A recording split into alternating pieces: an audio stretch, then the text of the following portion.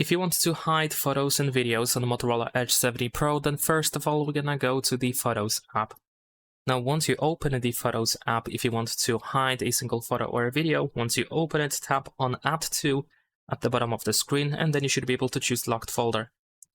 Then over here, if needed, tap on Continue, and then confirm that you want to move. There we go. And now that selected photo or video is hidden.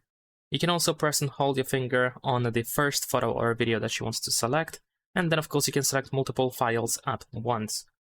After that, at the bottom, we should be able to scroll all the way to the right side to find Move to Locked Folder, and over here we can choose that to move all selected files to the locked folder at once. And there we go. Now, if you want to find your hidden photos or videos, you want to go to Collections here at the bottom. And then in Collections, we should be able to find Locked at the bottom in this menu. Then over here, use your fingerprint sensor or screen lock password in order to continue.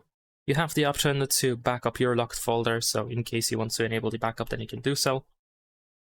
And there we go, here we have our hidden photos and videos. Leave a like and subscribe.